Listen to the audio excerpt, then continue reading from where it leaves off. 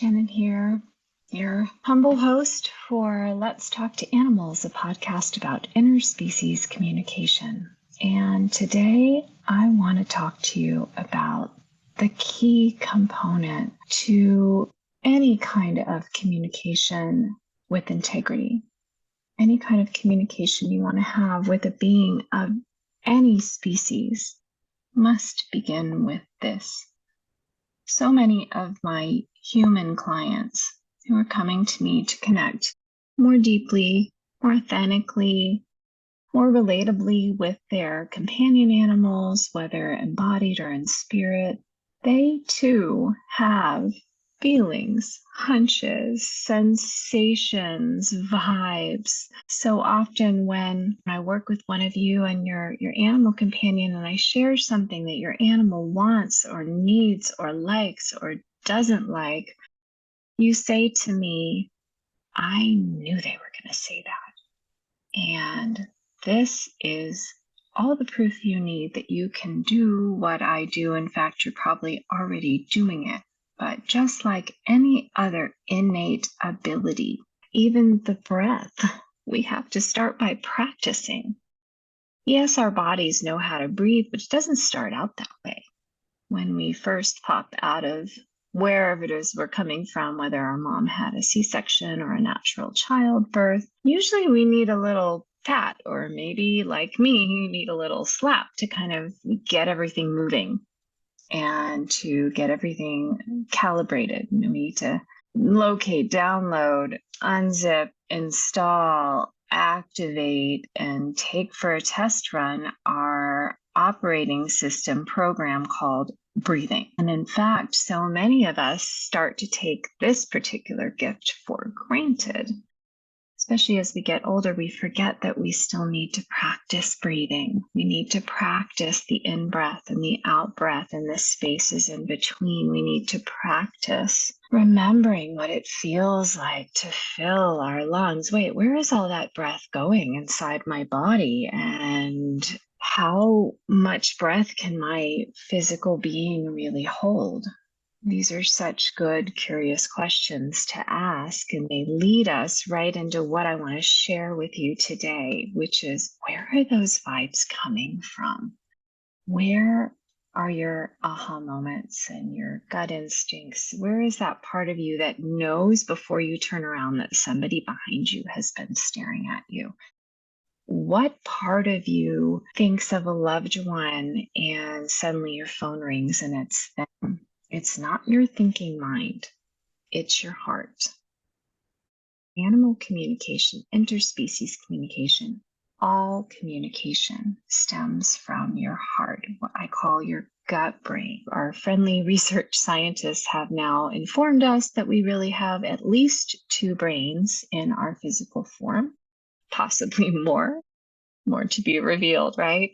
But we have our head brain with its right and left hemispheres and all of its little programs and systems, and we need it and we love it and we appreciate it. But we also have another brain located in our gut. Some researchers and physicians really focus on its biome. So we hear the words the gut biome a lot, but there's a brain down there and it's connected by its own central nervous system channel called the vagus nerve. Now, in my family, our genetics, we have a lot of problems with our vagus nerve. And this is one of the reasons.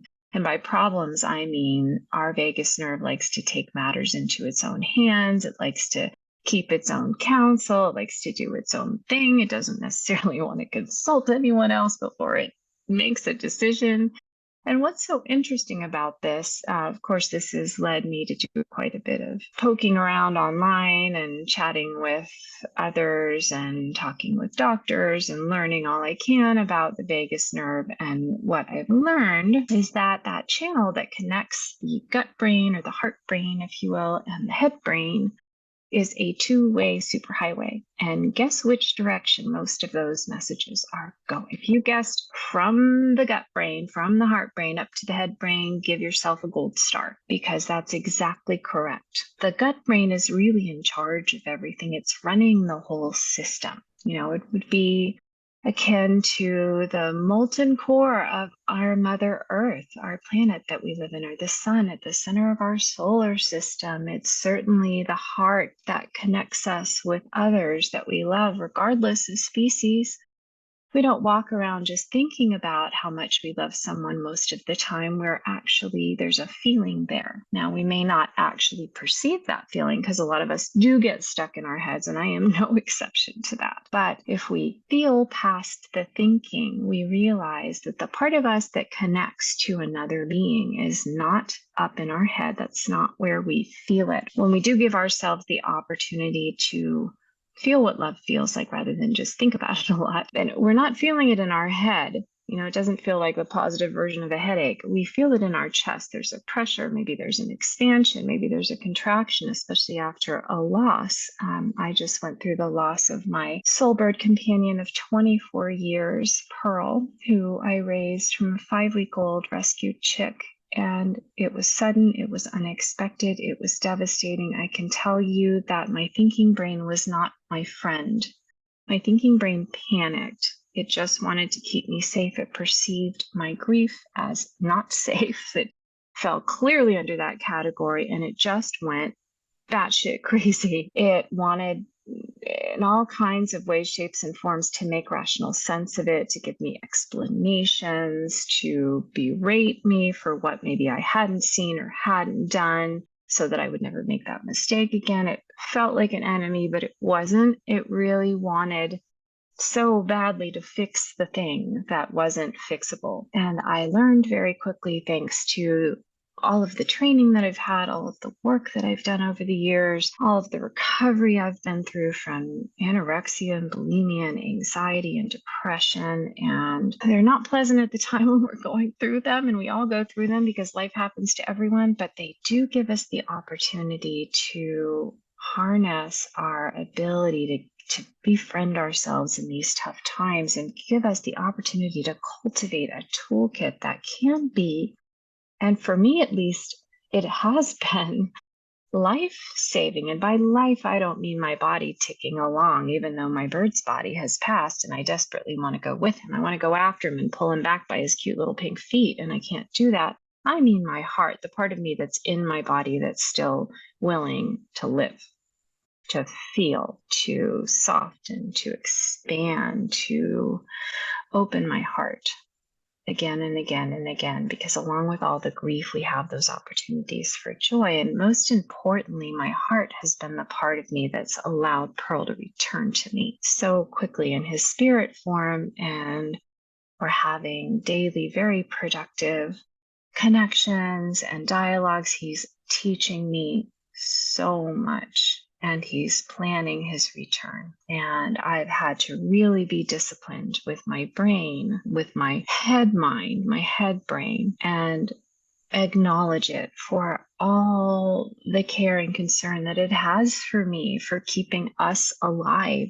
And then I've had to invite it to be quiet, to listen actively. And what's so interesting about this, in our last episode here on Let's Talk to Animals, I talked about quieting the mind. What I didn't share that I'm going to tell you right now, that I'm going to share with you today, is that the mind it perceives on an activity level, it perceives active, curious listening, just the way it perceives thinking, which is what, of course, it's naturally programmed to do. And so when we invite our mind to listen with curiosity actively to what may be coming in, we activate the part of the mind that wants to keep us alive, our fight, flight, freeze, survival system, and all the sensory awareness that goes into that. We activate all of our senses, our 3D senses, our 5D senses, our 12D senses. We activate not just our overt physical conscious information pathways, but also our subtle, intuitive, and sensory information pathways. And so when the mind is in active listening mode, it might as well be thinking. It's just as happy, and it's a lot more helpful. So that's where we really want to get our mind, teach our mind. We want to invite our mind to the party by involving it in a way in which it can participate fully, and joyfully, and that is through active, curious listening. What's going to come next? Is that a saber-toothed tiger or my best friend lurking around the tree up there? Active listening is the mind's other jam besides thinking. And so if we want to enter our heart, if we want to really feel our way into our intuitive pathways, feel what we think and know, the first step is breathing, remembering to breathe. And this is the second step, is to give our mind a little name tag, a little badge with a job description that says essential active listener. And then we begin to be able to access our feeling state, because the mind is then thinking, oh, I feel love, or oh, I feel loss, or oh, I feel worry, or oh, I feel fear, or oh, I feel confusion, or oh, I feel anticipation, or oh, I feel curiosity, or oh, I feel something I don't know it, I don't have a name for. And then in its active listening state, it will actually prompt us. It will say, why don't you feel that thing and see if I'm right? And we get to drop down into our heart and feel our way through it. And it's that love connection, it's that feeling connection, whatever that emotional connection we have. In fact, it doesn't have to be love. And that's a topic for another day. But we want to start there. We want to start with love.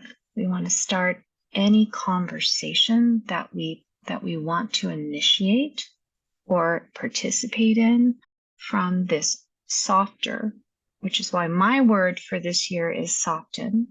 I feel it's the word that will most benefit my mind, my head brain, my gut brain, and all the rest of me in expanding, which was last year's word of the year, and opening up to all that I'm capable of, all that's possible for me, all the new experiences and learning opportunities that are waiting for me, and allow me to grow, which is really why I'm here. Yes, life can be a party sometimes. It can also suck.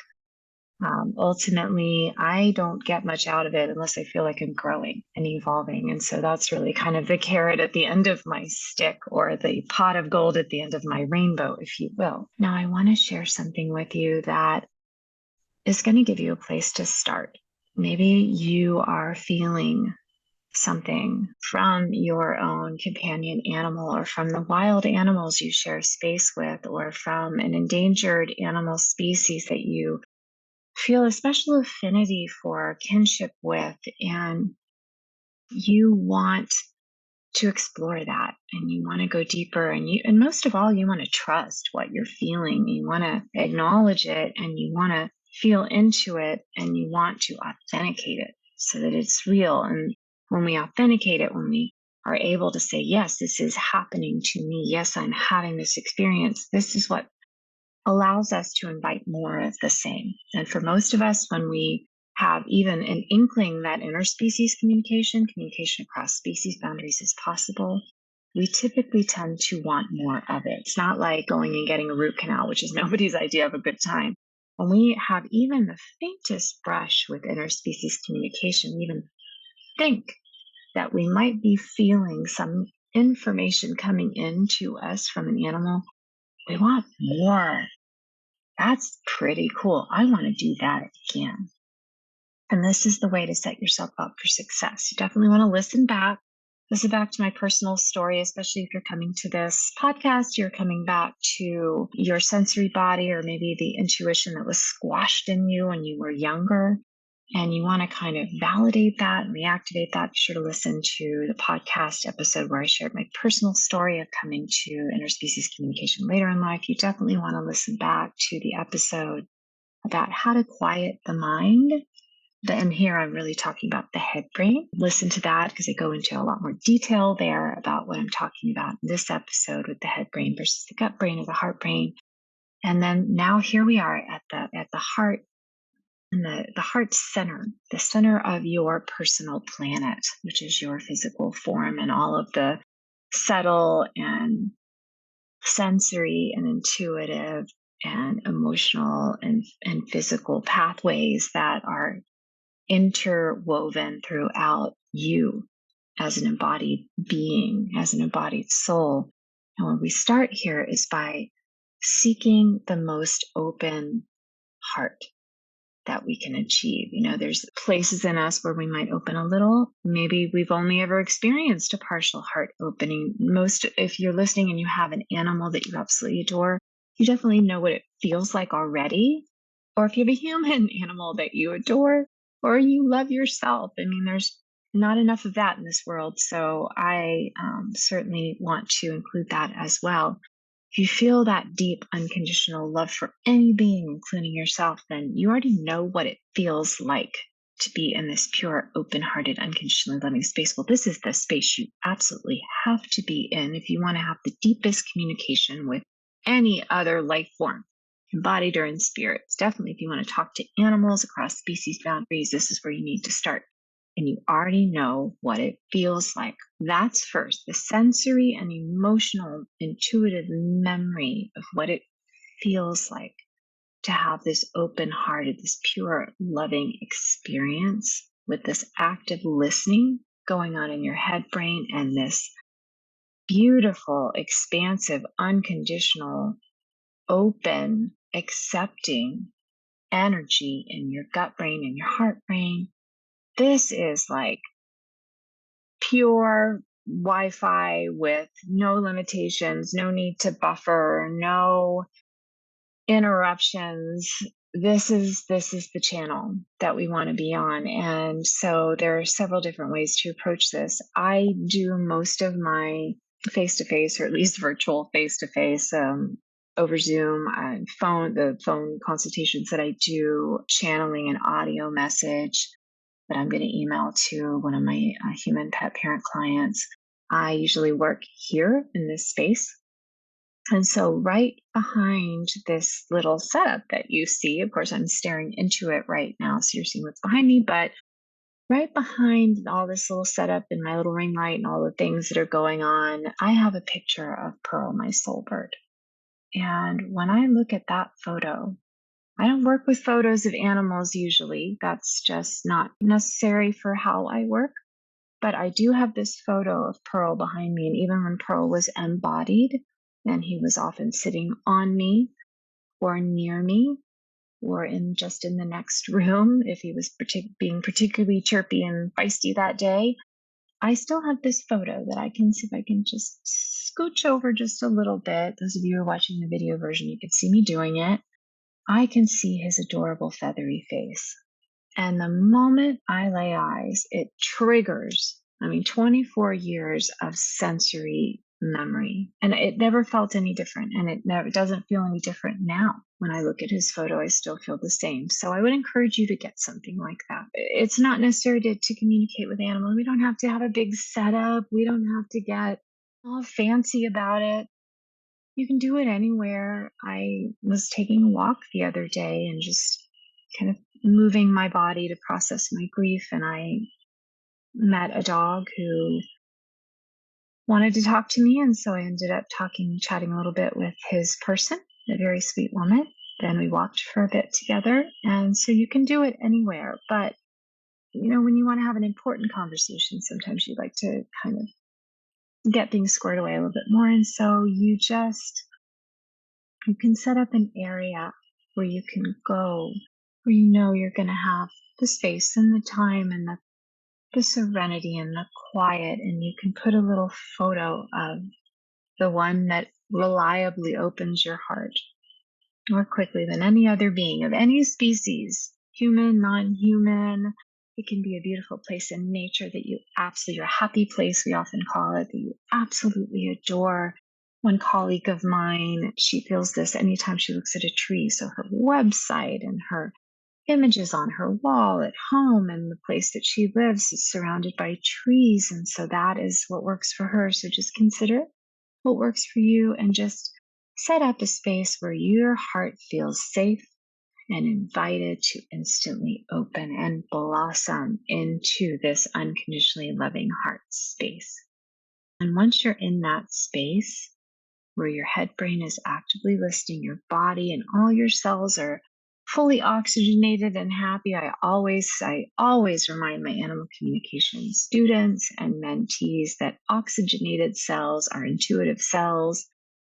Cells that are breathing fresh oxygen are happy cells. And so they're all on board to help you have the clearest and deepest connection for any conversation you want to have. The animal can feel that energy. There's so many other tools that you can use. I'm a Reiki master practitioner. I'm attuned to Reiki level 3, which is the master level. So I am also using Reiki energy.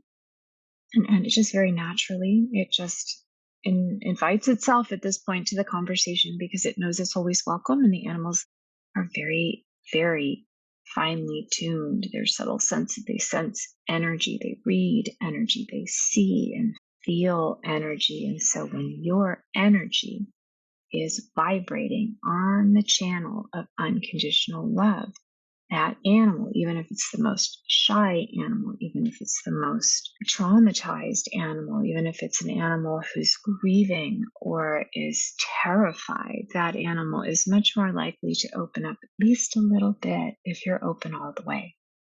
And so that is what I wanted to share with you today on our ever unfolding, intuitive, interspecies communication journey here together on Let's Talk to Animals. I hope you've enjoyed this episode. I hope you're enjoying this series here on season 4, doing something a little bit different.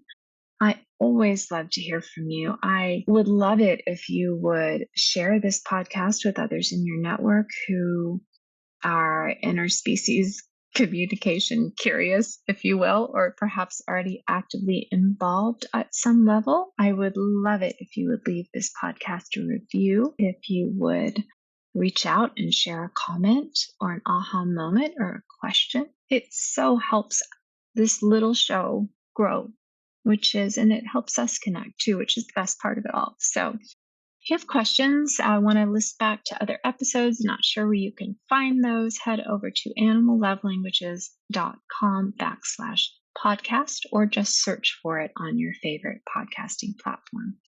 You have my heart. Thank you for sharing the gift of your time with me today. I look forward to welcoming you back to the next episode, which happens in 2 weeks' time, where we're shifting so I can devote a little bit more time and energy, pack it into each episode, make it a little richer, a little deeper. So we're going every other week this year.